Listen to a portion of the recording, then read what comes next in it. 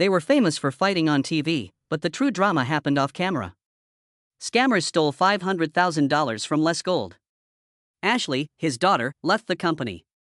One cast member earns $900,000 on OnlyFans. Now, 15 years after Hardcore Pawn premiered, the Gold family's secret feuds, phony scenes, and cast members are revealed. Richard Dominic, a TV producer, watched a Detroit commercial on The Jerry Springer Show in 1998. It featured Les Gold, a pawnbroker. Les had a piercing voice, a powerful presence, and a lasting vitality. Dominic remembered him but didn't act. More than 10 years passed before that brief TV moment became a show. The idea was approved by True TV in 2009. His pawn store would get cameras with Les Gold. His family disliked the plan. They were unsure about broadcasting their lives and customers nationally. Still, they continued. On August 16, 2010, Hardcore Pawn debuted. It was watched by 2 million on its debut night. That was Real TV's most watched debut. American Jewelry and Loan was well known in Detroit. It opened in 1978 at Green 8 Shopping Center. It moved to a huge 50,000 square foot 8-mile road facility in 1993. Most days, 1,000 people entered. The show showed what transpired inside. Customers raged. Arguments erupted. Security guards intervened. Some threatened violence, others yelled. It was all filmed.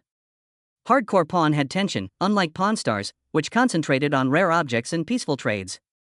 It was honest, remarked Les Gold. He believed the show accurately depicted the pawn business in a city with tight money and high emotions. That method worked. The show had nearly 3 million viewers each episode by June 2013. The season 6 finale drew 3.4 million viewers. It was Real TV's biggest audience ever. It was cable's top unscripted show on Tuesdays. But nothing lasts forever. By 2014, everything changed. Viewership dropped. Ratings fell during season 9. The show seemed less authentic to viewers. Some situations appeared staged. Even the New York Post questioned the show's validity. The Golds denied everything. Still, skepticism persisted. At the same time, Rich Pyle, a shop staple, left to host Meltdown on National Geographic. His absence made the show seem to be falling apart. True TV was secretly planning a huge change. Chris Lynn took over as network president in May 2013. He thought the channel was overly conflict-focused. He desired lightness. He completely rebranded in April 2014. The focus shifted to comedy. Impractical Jokers was a hit and inspired the network's next show.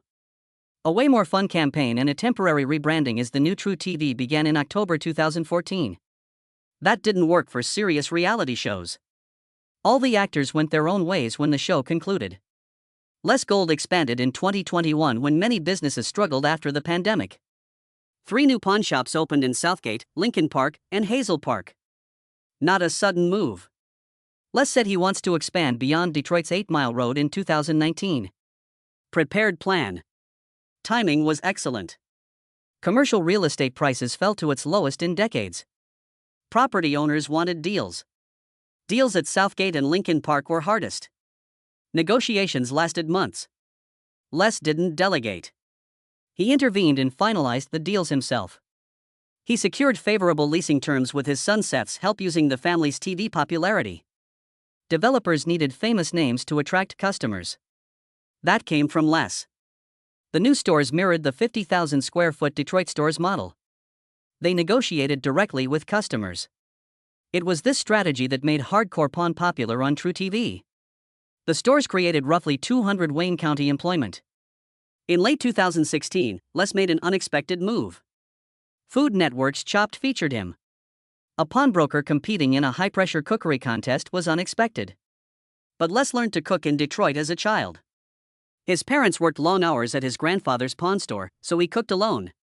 He made more than basic dishes. His grandfather taught him Mediterranean cooking. He kept them. Les impressed the judges on Chopped with those skills. He treated the cooking task like business. No panic, quick thinking, clear options. Though he lost, he displayed a new side of himself. Les held a charity auction at the Detroit flagship shop in December 2022. The goal was heat and warmth fund fundraising. The event was hardcore thaw. In 3 hours, he raised $40,000. Local celebrities and sports figures donated 25 things for auction. A signed Red Wings jersey went for $7,800, a significant win. Les operated the auction like his business. He offered swift, direct pressure, and daring actions. He reportedly ran the room from start to finish. Les contributed $5,000 when the total reached $35,000. No announcement, no spotlight, just action. It wasn't simply money, he said. It was about helping Michigan residents survive winter. A 2018 terrible business deal sparked the bankruptcy rumor. Les lost $500,000 in fraud. That didn't damage him. His wealth remained $5 million by 2025. Pawn stores were open. His book For What It's Worth was a New York Times bestseller at number 4. After joining American Jewelry and Loan in 2009, Seth Gold brought a fresh perspective to the family business. His father, Les, ran the shop for decades. But Seth saw what his father didn't. There was no internet business presence. During the digital revolution, that divide was problematic. Seth repaired it. He launched their first e-commerce site. A dangerous move at the time. Most pawn shops still only served walk-ins. Seth supported it. Over time, it paid off. Online sales surged. By 2018, digital revenue reached 30% of overall revenue. That shift affected the store's operations and brought in money. Physical location was only open 9 hours a day. The internet shop never closed. Growth provided them momentum. They expanded to Pontiac and Hazel Park. The company was on track for 20% yearly growth. Revenue ranged from $5 to $10 million. That was a big step for a Detroit pawn store. Seth continued. He was elected National Pawnbroker of the Year at the Las Vegas Pawn Expo on July 17, 2013. It was industry's top honor. He earned it beyond sales. He tried to improve pawn shop perceptions. Better media, community outreach, and current corporate methods were his goals. The honor has another significance. He defeated his father. The industry revered Les Gold, but Seth was the future. Seth and Stephen Kogler founded something new in 2014. This was Power to the Grid. It was an autistic work program. Matching abilities with genuine job was the goal. Inside the pawn business was a training center. People were employed on their skills, not resumes. An early hire was Michael Sancherico.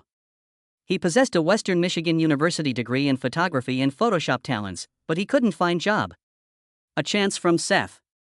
Michael improved their internet listings. Not charity. It was smart business. Seth clarified. These workers did more than well. Helping the company grow. Seth began exploring a second Detroit location in late 2018. It would differ. Luxury things like watches and jewelry would be featured. Original 8 Mile business served largely in-banked clients. Seth sought a new market. He examined the statistics. Their boutiques sold 3 times more silver and diamonds than gold. Demand was evident.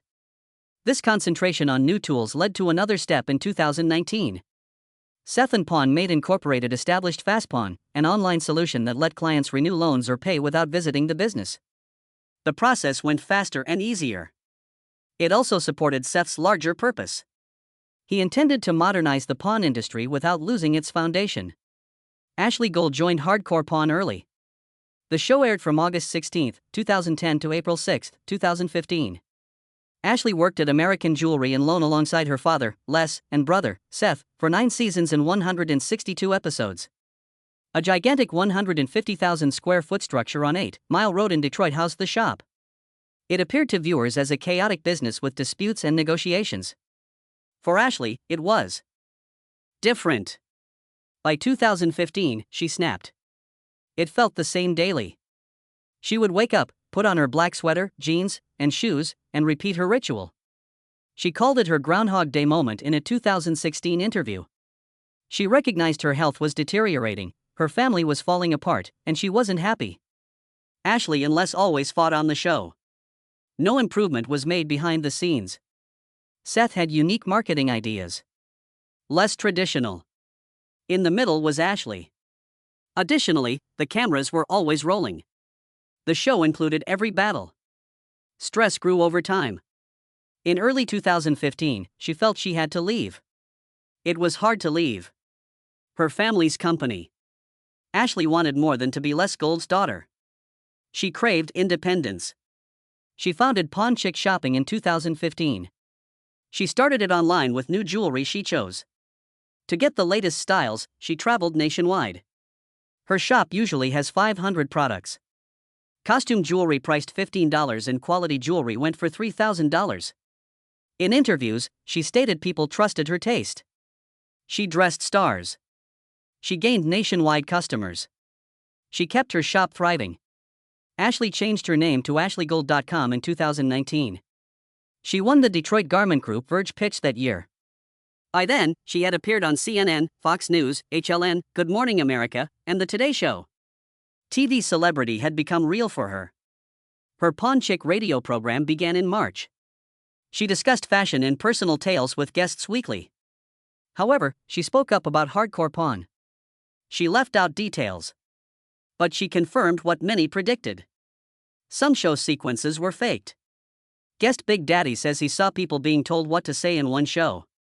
Ashley said producers encouraged conflict. They wanted disputes. Hardcore pawn emphasized drama over history and worth, unlike Pawn Stars.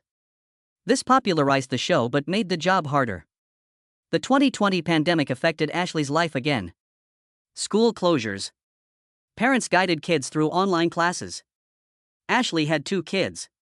In 2017, they were 8 and 10. By 2020, they were 13 and 15. She ran her business and assisted them with education from home. She stopped working 70 hours a week. She filmed occasional episodes.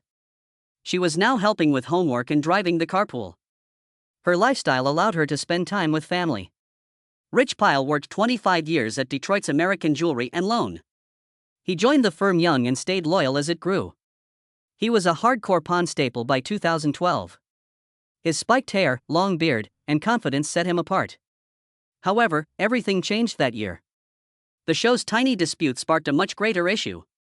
Internal audits identified major issues. It suggested Rich used company credit cards for personal purchases. Some reports say he overstated reimbursement claims. He was accosted by Les Gold while filming. Rich wasn't shy. He stated his years of loyalty should outweigh any mistake. He even said he cared more about the business than Les's kids, Seth and Ashley. That worsened things. Les ordered him out of the store immediately. Their 25-year friendship ended in a few furious minutes on camera. Rich returned in the morning. It was October 2012. He wanted a second opportunity. Arriving early, he seemed shaken. He wanted to apologize and stay employed. Seth organized a meeting to help. He informed Les they needed Rich's expertise and consumer contact. Les wouldn't reconsider. Given the audit, he stated the shop couldn't risk it. The meeting finished under 20 minutes. Rich left the company. He was soon written off the program. Moving from Detroit to Los Angeles. He tried running a gold business, but it failed. In 2018, he did something surprising. He hosted Whole Nation, which followed the American Cornhole organization nationwide. Rich brought pawn shop energy to cornholes. He organized ACO Game Zone challenges and thrilled attendees. His wife Tracy filmed the show, giving it a modest, family-run vibe like the pawn business. Rich gained a new audience and fame in a sport rarely seen on TV. Rich eventually revealed hardcore pawn's inner workings. Without breaking his contract, he suggested most of the drama was scripted. He said they found people outside the store and gave them situations to act out. Following a script and signing release paperwork were required. One Detroiter claimed the producers understaffed the store to enrage customers. Rare artifacts from the show were planted. Producers discovered them online and added people to make it look authentic. Rich confessed real deals happened, but by 2013 and 2014, most large arguments were faked or reproduced using actors. It helped keep the show popular, but it wasn't true. Reality TV wasn't Bobby Janiak's goal. A job was all he sought. He joined American Jewelry and Loan during the first season of Hardcore Pawn, unaware that the shop would be featured on national television. He handled basic goods for Seth Gold, basically t-shirts. Producers started putting up cameras when Bobby entered. He entered something bigger than retail from the start. Bobby became more involved as filming progressed. Regular screen time evolved from background work. He adjusted fast. His vigor stood out. Bobby replaced Rich Pyle on the show. No time was wasted by producers. He was asked to be featured more. Yes, he said. His career transformed with that decision. Bobby worked at the pawn shop until 2016, after the cameras stopped rolling in 2015. After leaving, he didn't glance back. He never visited the shop again. Bobby eventually revealed what happened behind the scenes. He explained on social media and in interviews that the show favored drama over accuracy. The pawn shop was legitimate, but its presentation was often false. Bobby says the producers understood what they intended: conflict, tension, and confident people. Pay was low. The cast likes him. Helped attract millions of viewers, but profits were erratic. Gold family benefited. The supporting cast didn't. Bobby alleged producers used terms like once-in-a-lifetime opportunity to avoid upping compensation during contract talks. Exposure trumped fairness. He also discussed how actors had to portray their roles off-screen. That hazy line was stressful. One of his hit TikTok films discussed Rich Pyle's termination, noting that off-camera events were often more cruel than TV. Bobby acquired a better job after leaving Pawn. Bars Products, an automobile maintenance giant, approached him in 2017. Wanted a spokesperson. Bobby's personality and on-camera expertise made him ideal. He earned $175,000 a year from the agreement, quadruple his pawn shop earnings. He represented the brand at trade exhibitions and in over 30 ads. He gained a platform and stable revenue from the arrangement. By 2019, he promoted the brand more on social media. He gained followers quickly and the campaign worked. Promoted Bars items at over 40,000 retailers nationwide. Things altered again in 2021. After voiceover work for Michigan radio stations, Bobby changed course unexpectedly. He created an explicit OnlyFans account. Over 15,000 customers paid nearly $30 a month in 3 months. Hardcore porn aficionados felt betrayed. Backlash on Facebook and Reddit was swift. Bobby persisted. His podcast interview revealed that voiceover job wasn't profitable. Unreliable payments. Opportunity was scarce. However, OnlyFans provided control and income. He stood by his business decision. Next arose legal issues. TruTV's parent company, Warner Bros. Discovery, sent Bobby a cease and desist letter in September 2023. The document was 12 pages. It said he illegally utilized show footage and branding on his social media and website. They listed 37 examples, including video from his YouTube series analyzing past episodes. That series has over 500,000 views in 3 months. Bobby even advertised $5,000 public speaking gigs using screenshots. Warner Bros. Stated he had no share in the show's content. Bobby removed all hardcore pawn references from his website by November. Everything changed at American Jewelry and Loan in March 2012. Security Chief Big Joe Shannon had been there for 3 years. He was trusted. Les Gold recruited him directly and invited him to family occasions. However, covert cameras caught him stealing. Nothing happened once. Over several weeks, he took a modest amount of scrap gold, just enough to go undetected. But the total was roughly $7,000. The season 6 arrest was filmed. Shannon was arrested in front of Les as police entered the business while filming. When Les says, "I trust my devoted head of security," you can hear it. He couldn't believe. The treachery hit hard. Shannon was fired immediately and charged with criminal theft. The show suffered from its public downfall. Big Joe survived. He restarted. In late 2016, he founded High Gear Transportation in Livonia, Michigan. Local deliveries were first made by 2 trucks. It eventually became a regional business. The company had 15 trucks and served Midwest consumers by 2023. Shannon maintained a modest relationship with the Gold family after everything. By 2019, Seth Gold hired high-tech delivery vehicles between stores. Trust wasn't restored overnight. After nearly 3 years, they succeeded. Shannon has over 20 employees and is a respected Livonia company owner. A scandal became a redemptive story. Fielding Teichmann, Felix, followed. He was a popular favorite, calm in tumult and ready to help. He withdrew from the show without explanation in early 2015. Contract disputes occurred behind the scenes. Felix requested a raise during season 8 negotiations. His rising status and popularity prompted him to demand a higher compensation. No from the production company strained negotiations. Teichmann left filming in February 2015. Crew anarchy ensued. They didn't expect to replace him immediately. He sought a lawyer to restart negotiations, but the program had gone on. New security guards were hired. Producers didn't look back. In 2016, Teichmann moved to Austin, Texas. He shunned interviews and attention. He wished that passed behind. And he did. Not just reality show moments. They were real individuals with genuine repercussions. These stories revealed what happened behind the stage tension and drama. When reality became too real to hide.